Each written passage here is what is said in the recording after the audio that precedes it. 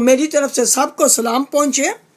आज हम मुकाशफा की किताब में से 7 मुबारकबादियाँ देखते हैं, क्योंकि मत्ती में तो 5 बाब में 9 मुबारकबादियाँ हैं, लेकिन मुकाशफा की किताब के मुताबिक हम बड़ी बड़ी जो मुबारकबादियाँ हैं वो 7 हैं। हम उनके बारे में आज थोड़ी सी रिसर्च करते हैं।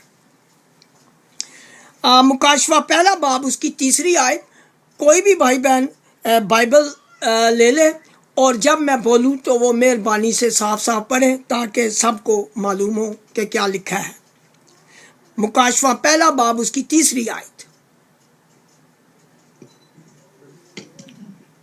इस नबूवत की किताब का पढ़ने वाला और उसके सुनने वाले और जो कुछ इसमें लिखा है उस पर अमल करने वाले मुबारक हैं, क्योंकि वक्त नज़दीक है। आमीन आमीन। यानी कि इस किताब यानी कि जो मुकाशफा की किताब है, जो लोग उस किताब को पढ़ते हैं वो मुबारक हैं, और जो उसके सुनने वाले हैं वो मुबारक हैं, और जो उसमें लिखा है उस पर अमल करने वाले मुबारक हैं। क्योंकि आज दुआ की गई है भाई आदिल गैब्रियल ने कि हम अमल करने वाले बने, क्योंकि जो कुछ खुदा करता है उसे मालूम है कि आज ये कलाम पेश करना है। इसलिए खुदा लोगों को भी तैयार करता है कि वो वही बातें दुआ में मांगे जो वो चाहते हैं, और खुदा चाहता है कि उन तक ये बातें पहुँचे। बाशकील ने भी यही कहा था कि कुछ ऐसी चीज़ें जो नहीं हैं या मुकाशफात हैं वो खुदा खोले। तो हम देखते हैं कि उसमें ये लिखा हुआ है कि जो उस पर अमल करते हैं वो मुबारक है। सुनना भी मुबारक है, पढ़ना भी मुबारक है, लेकिन जो अमल है वो सबसे ज़्यादा मुबारक है। अब हम दूसरी मुबारकबादी देखते हैं। मुकाशफा 14 बाब उसकी 13वीं आयत। कोई भी भाई बहन पढ़ सकता है।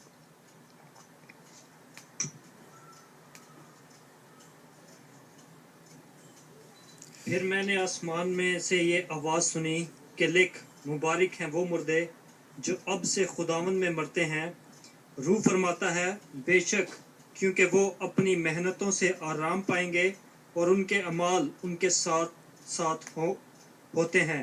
आमीन आमीन। यानी कि यहाँ लिखा है मुबारक है वो मुर्दे जो अब से खुदावंद में मरते हैं, लेकिन यहाँ ये नहीं लिखा हुआ कि खुदावंद किसके बारे में कहा जा रहा है, क्योंकि आम कलीसियाएं 3 खुदाओं पर ईमान रखती हैं, 3 अशखास पर ईमान रखती हैं, और वो हर एक को खुदावंद कहती हैं, और पता नहीं चलता कि ये किसके बारे में कहा गया है। लेकिन जो हमारी कलीसिया है वो एक खुदावंद पर ईमान रखती है कि दुनिया में एक ही खुदावंद है, इफ्सियों 4 बाब उसकी 4थी आयत के मुताबिक। लेकिन हम देखते हैं कि वो कौन से लोग हैं जो खुदावंद में मरते हैं। हम पौलुस से सबसे पहले पूछते हैं कि किसके बारे में ये कहा गया है, किस खुदावंद के बारे में कहा गया है। हम पहला कुरिन्थियों 15 बाब उसकी 18वीं आयत पढ़ते हैं। पहला कुरिन्थियों 15 बाब उसकी 18वीं आयत। कोई भी भाई बहन पढ़े। बल्कि जो मसीह में सो गए हैं वो भी हलाक हुए। आमीन आमीन। यानी कि जो वो मुनादी कर रहा है कि अगर हमारा ईमान ये नहीं है कि मसीह किताब मुकद्दस के मुताबिक हमारे गुनाहों की खातिर मर गया और तीसरे दिन वो किताब मुकद्दस के मुताबिक जी उठा, तो अगर हम ये नहीं मानते कि वो जिंदा हुआ है, मुर्दों में से जी उठा है, तो हमारा ईमान बेफायदा है, और जो मसीह में मरते हैं वो भी हलाक हुए। यानी वो एक फर्ज करता है, हकीकत नहीं है, बल्कि जो मसीह में मोए हैं, असल में जो खुदावंद में मरते हैं, वो यही मतलब है इसका कि जो मसीह में मोए हैं वो मुबारक हैं। और फिर पौलुस से एक और आयत हम देखते हैं। पहला थस्सलुनीकियों 4 बाब उसकी 16 आयत कि जो मसीह में मोए, यानी कि यहाँ क्लियर बता दिया गया है कि जो खुदावंद में मरते हैं वो किस में मरते हैं।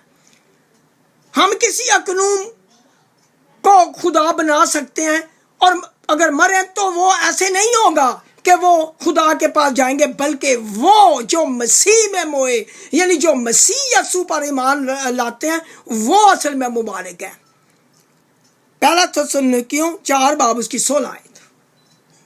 क्योंकि खुदावंद खुद आसमान से ललकार और मुकर्रब फरिश्ता की आवाज़ और खुदावंद के नरसिंगे के साथ उतर आएगा, और पहले तो वो जो मसीह में मुए जी उठेंगे। आमीन आमीन। यानी कि जो मसीह में मोए वो जिएंगे।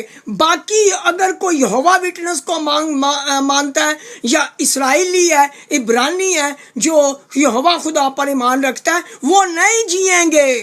ये बड़ी अजीब बात है, क्योंकि मसीह जिसके पास है उसके पास जिंदगी है, जिसके पास खुदा का बेटा नहीं है उसके पास जिंदगी नहीं है। ये फैसला हो चुका है खुदा के कलाम में। और खुदा के लोग क्यों मर रहे हैं?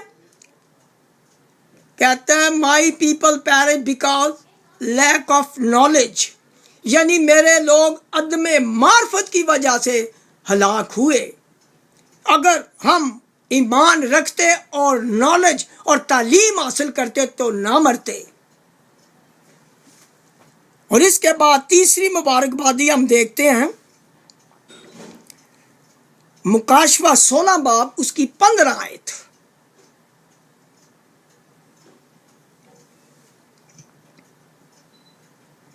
देखो मैं चोर की तरह आता हूँ, मुबारक वो है जो जागता है और अपनी पोशाक की हिफाजत करता है, ताकि नंगा ना फिरे और लोग उसकी बरहनगी ना देखें।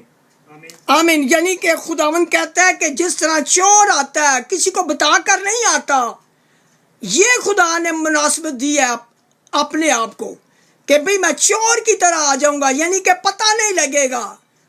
हमारा खुदावंद खुदा पाक खुदा है। वो फरमाता है कि कौन मुझ पर गुनाह साबित कर सकता है। लेकिन मिसाल उसने ऐसी दी है कि जिससे पता चलता है कि वाकया चोर किसी को बता कर नहीं आता, चुप करके आ जाता है। और लिखा जागता है, जो जाग मुबारक है वो जो जागता है और अपनी पोशाक की हिफाजत करता है। यानी कि जागता है जो, यानी कि वो ज़िनाकारियों की तरफ, हर किस्म के बड़े गुनाहों की तरफ से आंखें बंद कर लेता है। अगर वो खुदा का खादिम है, खुदा का बंदा है, खुदा के लोग हैं, खुदावंद के शागिर्द हैं, तो उन्हें उन गुनाहों से परहेज करना पड़ेगा। क्योंकि अगर आप अपनी पोशाक पर धब्बे लगवा देंगे तो फिर आप उस जलाली कलीसिया में शामिल नहीं हो सकते। यह सच्चाई का कलाम है।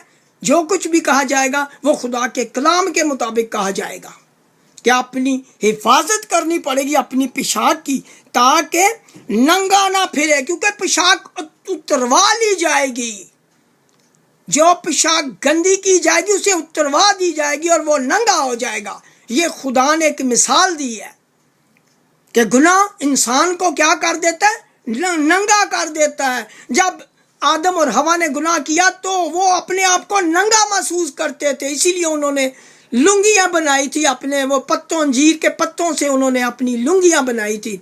लेकिन खुदावंद ने कहा कि ये लुंगियाँ तुम्हारा, यानी कि ये इस तरह के जब हम अपने अमाल के ज़रिए से खुदा तक पहुँचने की कोशिश करते हैं, ऐसे नहीं हो सकता, बल्कि उन्हें कुर्बानी की ज़रूरत थी। इसलिए खुदा ने एक मासूम जानवर को, जो मसीह का एक किस्म का एक मिसल था, यानी कि मसीह को ज़ाहिर करता था, उसकी मासूम की कुर्बानी दे के तो उनको चमड़े की लुंगियाँ खुदा ने पहनाई थी। और हम देखते हैं कि मुकाशवा 3 बाब उसकी 18वीं आयत के मुताबिक यही बात दोहराई गई है कि अगर तू चाहता है तो मैं तुम्हें पोशाक भी दे सकता हूँ, नहीं सफ़ेद पोशाक दे सकता हूँ। हम देखते हैं, खुद ही पढ़ते हैं, मुकाशवा 3 बाब उसकी 18वीं आयत।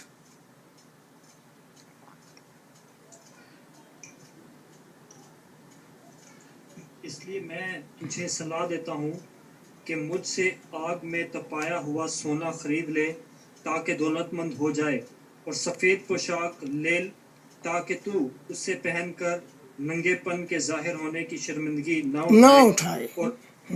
اٹھائے اور آنکھوں میں لگانے کے لیے سرما لے تاکہ تو بینا ہو جائے۔ آمین۔ آمین۔ یعنی کہ یہی بتایا گیا کہ آپ کو روح القدس جو آگ ہے اس کی ضرورت ہے، اور پوشاک خدا دیتا ہے ان لوگوں کو جو پاک کیے جاتے ہیں، اور اس پوشاک کی حفاظت کرنا آپ کا فرض ہے۔ اگر آپ نہیں کرتے تو کل کو آپ خدا سے کوئی گلہ نہیں کر سکتے کہ خدا ہم نے تو توبہ بھی کی ہے، ہم نے تو یسوع مسیح کے نام سے بپتسمہ بھی لیا، ہم نے تو پاک روح غیر زبانوں کے ساتھ لیا، لیکن خداوند میں یہ مصیبت میں پڑ گیا ہوں، اب میں کیا کروں؟ تو پھر خداوند کہے گا بھی آپ نے اپنی بائبل کو نہیں پڑھا کہ وہاں لکھا ہوا ہے۔ تو جب ہم خدا کا کلام نہیں سنتے تو ہمیں پتہ بھی نہیں چلتا، اور ہم جہنم کے وارث بن جاتے ہیں۔